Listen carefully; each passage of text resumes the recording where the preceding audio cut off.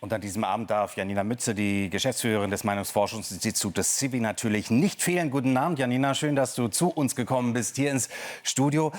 Ihr habt eine ganze Menge Daten für uns erhoben. Und wir wollten mal anfangen mit der Frage, wie eigentlich Deutschland sich im Moment sieht. Gibt es immer noch Unterschiede zwischen Ost und West? Ja, sollte es noch Unterschiede geben. Wir haben mal reingefragt und haben bevölkerungsrepräsentativ die Deutschen gefragt, ob sie denn glauben, dass die Lebensbedingungen eher im Osten besser sind oder im Westen oder ob man wirklich bei einer Gleichstellung angekommen ist. 13% sagen, in Ostdeutschland geht es den Menschen besser, da sind die Lebensbedingungen besser. 45% sagen in etwa gleich, das ist immerhin der längste Balken, da wäre man am Ziel angekommen. 38% aber glauben, dass es in Westdeutschland immer noch bessere Lebensbedingungen gibt. Also insofern sehen wir hier schon noch eine kleine Tendenz in Richtung Westdeutschland. Jetzt haben wir uns das Große und Ganze angeschaut, aber was ist mit Sachsen und Thüringen? Genau, wir haben mal diese Frage uns für Sachsen und für Thüringen angeschaut und da sieht man schon erste Unterschiede. Also in Sachsen selber ist man etwas stolzer auf die Lebensbedingungen vor Ort. 16% sagen, in Ostdeutschland sind die Lebensbedingungen besser, also etwas mehr. In etwa gleich sagen nur 22%. Das ist gerade einmal etwas mehr als jeder Fünfte.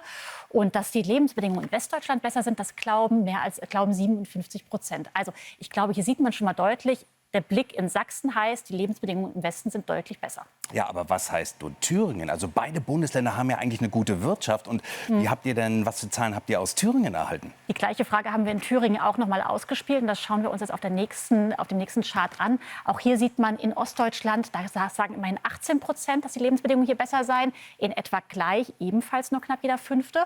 Und 59%, also knapp 6 von 10, sagen, in Westdeutschland sind die Lebensbedingungen besser. Also so ganz gleich scheinen die Lebensbedingungen noch nicht verteilt zu sein zwischen Ost und West. Ist aber interessant, dass Sachsen und Thüringen da doch relativ gleich ticken, muss man so sagen. Aber eine wichtige Frage ist natürlich die AfD. Die ist stark in beiden Bundesländern. Wir warten natürlich auf die Prognosen. Und wie sehen das eigentlich die Wählerinnen und Wähler mit einer AfD-Beteiligung? Ja oder nein? Die Politik sagt nein.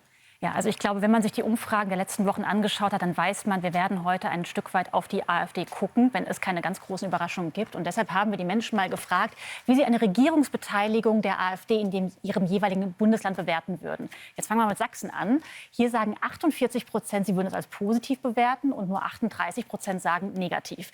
Das Bild in Thüringen relativ ähnlich. 44% würden eine Regierungsbeteiligung der AfD als positiv bewerten und 46% als negativ. Also hier hält es sich die Waage. Und wenn man das einmal mit Gesamtdeutschland vergleicht, das sind die beiden unteren Balken hier, dann sieht man, dass 32% auch im bundesdeutschen Durchschnitt einer Regierungsbeteiligung mit der AfD nicht mehr negativ gegenüberstehen. Also da hat sich auch bundesweit was verändert. Das ist keine reine Ostdiskussion, die wir hier führen. Aber 57%, da ist der Balken schon noch länger, würden im bundesdeutschen Durchschnitt sagen, nein, das ist nicht richtig, die AfD in der Regierung zu haben. Und eine neue Partei spielt ja ebenfalls auch bei diesen Wahlen eine große Rolle. Das ist das Bündnis Sarah Wagenknecht, das BSW. Und wie sehen die Deutschen in eine Beteiligung des BSW an einer möglichen Regierung diese Chancen? Ja, das BSW ist noch mal spannend für insbesondere Demoskopen, denn allzu lange gibt es das BSW ja noch gar nicht. Deshalb gucken wir da genau hin. Wie würden die Menschen eine Regierungsbeteiligung des BSW in ihrem jeweiligen Bundesland bewerten? Da fangen wir wieder mit Sachsen an und sehen, dass diejenigen, die das als positiv wie negativ bewerten, ungefähr gleich verteilt sind, 41 und 42%.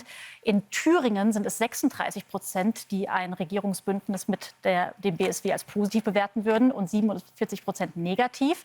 Das sind jeweils die Positivbalken angeschaut, deutlich längere Balken als im bundesdeutschen Durchschnitt. Denn im bundesdeutschen Durchschnitt würde nur jeder Vierte sagen, eine Regierungsbeteiligung mit dem BSW, das wünsche ich mir, das fände ich positiv. Knapp 6 von 10 würden es in Gesamtdeutschland als negativ bewerten. Aber wir schauen ja heute nach Thüringen und Sachsen. Eine Frage, die ja über der AfD immer schwebt. In Thüringen wissen wir, der Verfassungsschutz sagt, sie ist rechtsextrem. Aber wie sehen das die Deutschen? Ist die AfD tatsächlich eine rechtsextreme Partei? Auch das haben wir uns einmal im bundesdeutschen Durchschnitt angeschaut, aber eben auch in den einzelnen Ländern. Und da sehen wir, dass da sind wir jetzt hier bei einer anderen Frage, die eingeblendet ist, aber wir gucken da genau hin. Bei der Frage, ob die Menschen den Eindruck haben, dass die Ampelkoalition irreguläre Migration begrenzen will. Das ist ja eine besonders spannende Frage, denn das ist wirklich eines der Themen, die zu den wahlentscheidenden Themen gehört und auch seit Monaten in den Köpfen der Deutschen besonders hoch priorisiert ist.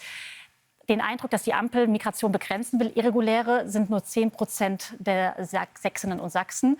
83% glauben das nicht. Ein ähnliches Bild sehen wir hier auch in Thüringen mit 11%, die das glauben und 81%, die das nicht sehen. Der deutsche Blick ist ungefähr ähnlich. Wir sehen zwar, dass die Menschen hier etwas mehr Vertrauen in die Ampel haben mit 19%, aber 73% sagen auch hier nein. Also man kann zusammenfassend sagen, in Deutschland wird der Ampel im Bereich irreguläre Migrationsbekämpfung so gut wie nichts zugetraut. Ja, jetzt haben wir also die Meinung zur Ampel gesehen. Aber wir müssen natürlich fragen, was ist mit der Opposition, vor allem der größten Oppositionspartei in Deutschland, der CDU, CSU?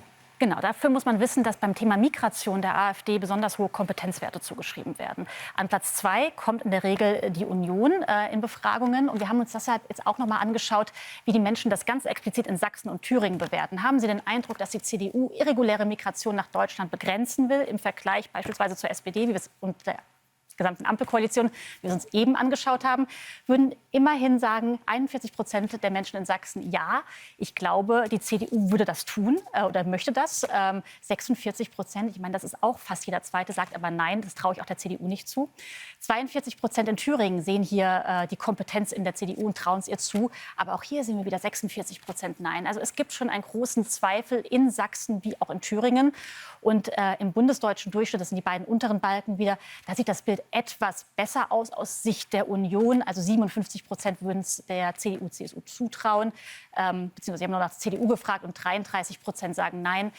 Also auch hier sieht man wieder das Thema Migration und wer kümmert sich eigentlich drum, das brennt in den beiden ostdeutschen Bundesländern eben noch mal mehr. Ja, und das werden wir dann wahrscheinlich auch in den Prognosen sehen und dann im Wahlergebnis. Janina, danke für all diese Zahlen. Und wir werden natürlich noch ausführlich darüber berichten im Laufe unserer Sendung über weitere CW-Zahlen, die ihr für uns erhoben habt. Das war ein solch großer Fragenkatalog und ich möchte dir danken für diese Zahlen und die werden natürlich auch unsere Diskussion hier im Studio weiter ein bisschen anheizen, um es mal